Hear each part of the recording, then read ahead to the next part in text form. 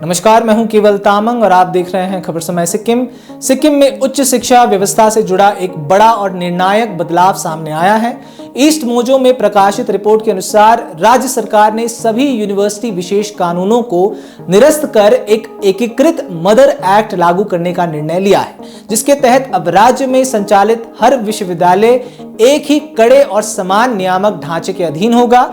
यह फैसला अचानक नहीं बल्कि सिक्किम इंटरनेशनल यूनिवर्सिटी यानी कि SIU के वर्षों तक गैर कार्यशील बने रहने और तय शर्तों के बावजूद स्थायी कैंपस स्थापित न कर पाने के बाद उठाया गया है।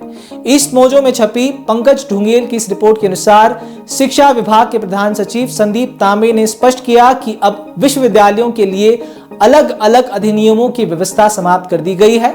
उनके अनुसार नया कानून प्रोएक्टिव डिस्क्लोजर, छात्र सुरक्षा उपायों और एक स्वतंत्र नियामक आयोग की स्थापना करता है, जिसे निगरानी, अनुपालन और सुधारात्मक कार्रवाई के पूर्ण अधिकार होंगे।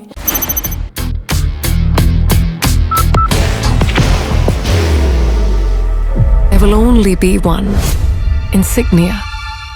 उनका कहना है कि इससे नियमन केवल कागजों तक सीमित नहीं रहेगा बल्कि जमीन पर भी लागू होगा। अब सिक्किम इंटरनेशनल यूनिवर्सिटी का मामला इस पूरे बदलाव का केंद्र बिंदु बन गया है। The Sikkim international university act 2021 के तहत स्थापित इस विश्वविद्यालय को 5 वर्षों में स्थायी कैंपस स्थापित करना अनिवार्य था, लेकिन 4 से अब 5 साल बीत जाने के बावजूद ना कैंपस बना, ना फैकल्टी नियुक्त हुई, ना कोई एकेडमिक गतिविधि शुरू हुई। इससे भी गंभीर बात यह है कि विश्वविद्यालय की वेबसाइट पर 5 मंजिला कार्यात्मक कैंपस जैसे दावे किए गए, जो बाद की सरकारी जांच में भ्रामक और तथ्यहीन पाए गए। इसी महीने की शुरुआत में सिक्किम सरकार ने SIU के खिलाफ निर्णायक कदम अपनाते हुए अंतिम सार्वजनिक नोटिस जारी किया।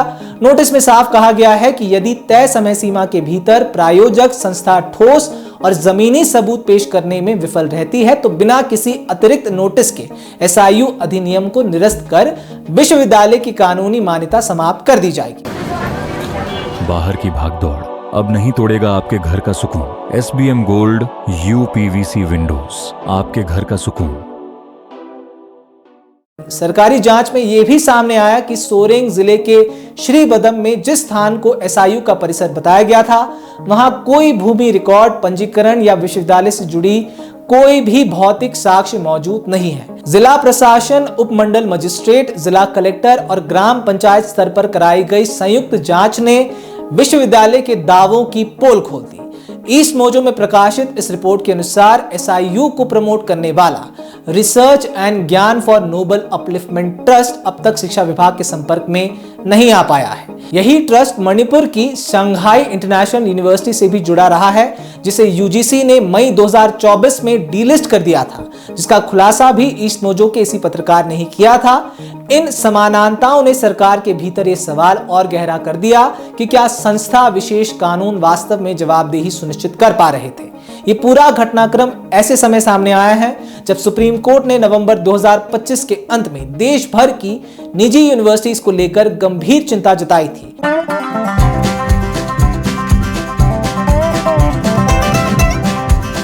ड्रीमलैंड अम्यूजमेंट पार्क नियर फुलबाड़ी बैरेज, सिलीगुड़ी। एक निजी विश्वविद्यालय से जुड़े मामले की सुनवाई के दौरान शीर्ष अदालत ने केंद्र सरकार, सभी राज्य सरकारों और UGC से पूछा था कि निजी विश्वविद्यालय किस आधार पर चल रहे हैं, इन्हें कौन नियंत्रित करता है और इनकी निगरानी किस कानून के तहत होती है।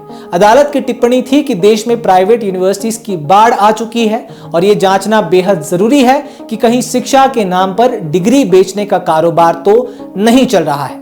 अब सिक्किम सरकार का नया मदर एक्ट इसी पृष्ठभूमि में देखा जा रहा है। अधिकारियों के अनुसार यह कानून पोस्ट फैक्टो कार्रवाई की बजाय निरंतर निगरानी पर आधारित होगा, ताकि कोई भी विश्वविद्यालय वर्षों तक केवल नाम के सहारे ना चलता रहे। सवाल अब यह नहीं है कि SIU का भविष्य क्या होगा, बल्कि यह है कि क्या यह नया ढांचा भविष्य में छात्रों के भरोसे और उच्च शिक्षा की साख को वास्तव में बचा पाएगा।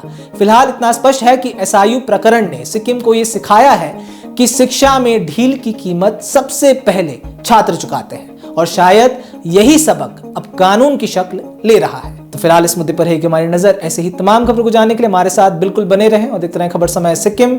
हर समय खबर समय। धन्यवाद।